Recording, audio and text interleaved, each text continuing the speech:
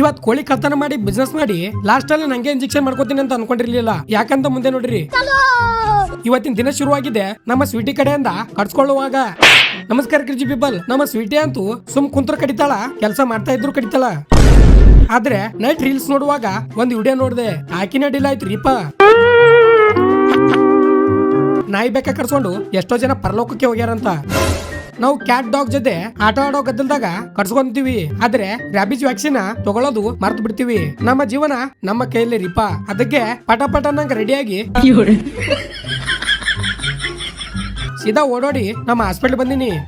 ಒಳಗ್ ಬಂದು ಎಲ್ಲ ಹೇಳಿ ನಮ್ಮ ಸ್ಟೂಡೆಂಟ್ ಕಡೆಯಿಂದಾನೆ ಇಂಜೆಕ್ಷನ್ ಮಾಡ್ಕೊಂಡೆ. ಇದು ಇಂಪಾರ್ಟೆಂಟ್, ನೀವು ಅದನ್ನ ಹಗುರವಾಗಿ ತಗೋಬೇಡಿ ಅಂತ ಹೇಳ್ತಾ ನಮ್ಮ ಟೈಗರ್ ಗಂಗು ಅವ್ರ ಜೊತೆ ಸೇರಿ ಸೀದಾ ಹೋಟೆಲ್ ಬಂದಿವಿ ಊಟಕ್ಕೆ ರೀಪಾ. ಹಂಗೆ ಅಣ್ಣನ ಕಡೆಯಿಂದ ಹಾಯ್ ಹೇಳಿಸಿ ನಾನು ನಾನು ಅಂತ ಮರಿಬೇಡ್ರಪ್ಪ, ಬಿದ್ದೋದ್ ನಾನು ನೋಡಿ ನಗ್ಬೇಡ್ರಪ್ಪ, ತಗ್ಗಿ ಬಗ್ಗಿ ನಡೆಯೋದ್ ಕಲಿಬೇಕಪ್ಪ.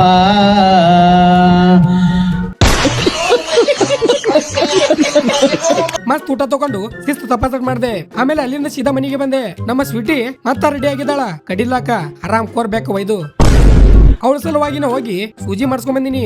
ಮತ್ ಬಂದಾಳ ಇಲ್ಲಿ. ಅವಳದು ಒಂದು ರೀಲ್ಸ್ ಮಾಡ್ಬೇಕು ಅಂತ ಅನ್ಕೊಂಡು ಗಿಡದ ಮೇಲೆ ಕುಡ್ಸಿದ್ರೆ ಸೀದಾ ಹತ್ತೆ ಬಿಟ್ಲು ಮೇಲ. ಮೋಸ್ಟ್ಲಿ ಓದ್ ಜಮ್ದಾಗ ಇವಳು ಮಂಗ ಆಗಿದ್ದಳೇನೋ. ಆಮೇಲೆ ಸೀದಾ ಬಂದು ಮಸ್ತ್ ಚಾ ತಗೊಂಡು ಕುಡ್ದು ಬಾಯಿನೇ ಸುಡ್ತು. ಆದ್ರೆ ನಮ್ಮ ಟೈಗರ್ ಗಂಗು ಅಂತೂ ಫುಲ್ ಫ್ಯಾಷನ್ ದಾಗ ನಿಂತಾನ. ಅರೆ ಅರೆ ಅರೆ ಅರೆ ಹೇ ಬೈ. ಆಮೇಲೆ ನೈಟ ದೇಶಿ ಕೋಳಿನ ಕಳ್ತನ ಮಾಡ್ಕೊಂಡು ಮಾಡ್ತಾ ಇದೀವಿ. ಹೆಂಗ ಅನ್ನೋದು ನಾಳಿನ ಪಾರ್ಟ್ 2 ದಾಗ ನೋಡ್ರಿ. ಇವತ್ತಿಗೆ ಜೈ ಹಿಂದ್. ಸಾರಿ ಥಾಟ್ ಒಂದಲ್ಲ, ಮನಸ್ಸಿಗೆ ಅನಿಸಿದ್ದು ಹೇಳೋದು ತಪ್ಪಲ್ಲ, ಆದರೆ ಮನಸ್ಸಲ್ಲಿ ಒಂದು ಬಾಯಲ್ಲಿ ಒಂದು ಹೇಳೋದು ತಪ್ಪು ಅಂತ ಹೇಳ್ದ. ಇವತ್ತಿಗಿಷ್ಟೇ. ಇಷ್ಟ ಆದ್ರೆ ಲೈಕ್ ಮಾಡಿ. ಮತ್ತೆ ಮುಂದೆ ಸಿಗಮ್ಮು. ಜೈ ಹಿಂದ್, ಜೈ ಕರ್ನಾಟಕ ಮಾತೆ.